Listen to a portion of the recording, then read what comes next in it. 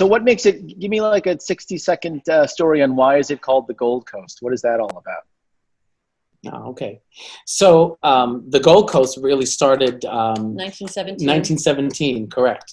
Wow. Gatsby era, Yep. I'm sure. Yep, it's based So, out of that area, not the Hamptons. yes, yes. Starting in Kings Point and Great Neck, all the way up Sands Point. to Sands Point, all the waterfront homes. And that's where it started. So we still call it the Gold Coast. Yeah, it was a very elite place for all the very wealthy to go. And it's still to this day called, like we said, the Gold Coast. Yeah. The premier properties are on the waterfront there. Oh, very nice, very nice. So Angela, Nick, tell me a little bit, about your area. And I'm asking pretty much the same questions. What's the blue chip areas and what's up and coming or rediscovered out by you? The blue chip area, and the reason why, and it will be one of our examples, is Manhasset.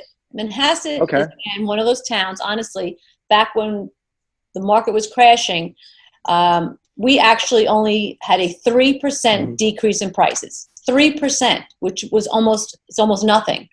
The true reason for that is location. Manhasset and Manhasset schools and the proximity to the city always keeps its value. We for whatever reason, and I think it's primarily because of the schools. I think last year Manhasset schools nationally ranked on one of them was 8 in the country.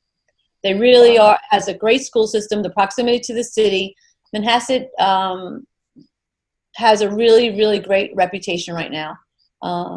And we have the shopping. Yeah, and all the other amenities, but the two driving forces is location and the schools for Manhasset. Got it. When we go through the samples of homes for sale, you will see for almost $1.5 million what you get. And wow. Yeah, I That's think great. you'll be a little surprised. Well, but it's a blue chip. No. What about an up and coming area or rediscovered? What do you have on that for us, Nick? Manhasset Hills, I would say. Oh, absolutely, Manhasset Hills, which is our town next to it, It's on up the and other coming. side of the highway of the Grand Central and the LIE. It's up and coming. Prices have been rising there. Yeah.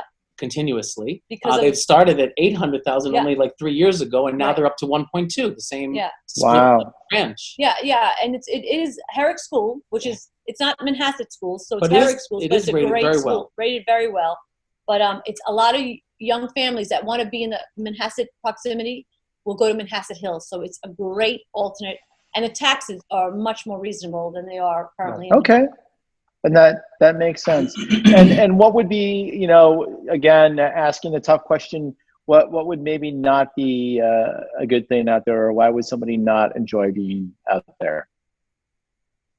A little bit of crowding, if you want me to be honest. I'm going to be honest. Okay, well, I do. I appreciate Manhasset it. is, because of its reputation, it's becoming a little bit crowded, especially in the schools. Where we used to have, when my kids were growing up, a classroom was 25 to 27 kids. Now we're pushing 30. 30. And Got it.